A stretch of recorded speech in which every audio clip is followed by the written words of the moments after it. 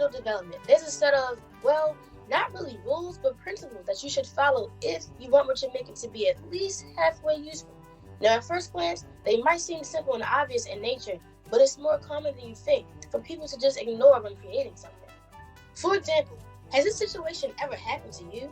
You're trying out something new, whether it be a website, a book, a movie, could be literally anything.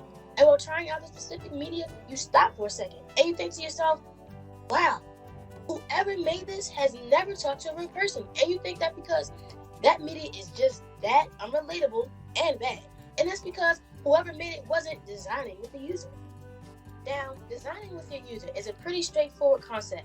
It basically means that when designing your digital product, not only do you keep your target audience in mind, but you also work with them through the process. Think beta testing in video games, which is when game devs will allow certain people to play through the game before release just for the purpose of uncovering bugs and glitches. Obviously, while in the early stages of development, you can also set up a system to receive feedback, which will allow direct access to people who are trying to give advice and suggestions. However, there are also other ways you can do this. For one, after researching your target audience, you can make fake personas for your team to work off of. These personas, while not real, all have names, characteristics, and even motivations. These personas help make users understandable to team members and make it easier to relate to them as well.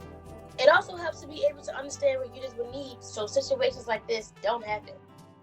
Hey man, I have this really cool wheelbarrow for you. It's custom made just for you because I heard you need to carry something. Plus, it's really sturdy and easy to use. Yeah, that's great and all, but like, I need to carry that stuff over a river. I mean, if I needed a wheelbarrow, then this would be awesome, but it can go over water.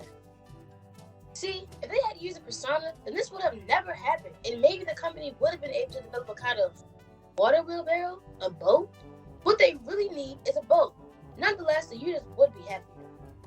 Also, all feedback from users should be at the very least reviewed. Don't get me wrong, you'll see stuff you won't use and that isn't very much helpful at all, but you'll also get valuable information from the people using the digital product you've created. On top of that, you should always allow for updates and feedback after launch as well. Even if your tool is 100% done and there is nothing else to do with it, yes there is. I don't care if this has taken 100 hours of work and you think it's perfect. If your community, dare I say your users, come knocking, you answer that door and you listen to them. Pro tip, that means reserving some of your build budget, maybe 20 to 30%, for continued changes after your launch. It can be a bit daunting to engage with your community and may even seem like it would be more efficient to just guess, but rest assured that if you know what your consumers will want and work directly with them, then the result will be so much more fulfilling, and you'll be left with a creation that actually caters to the needs of real people. And that's designing with the user in a nutshell. Be on the lookout for more hot takes of the principles from your friends at IYF.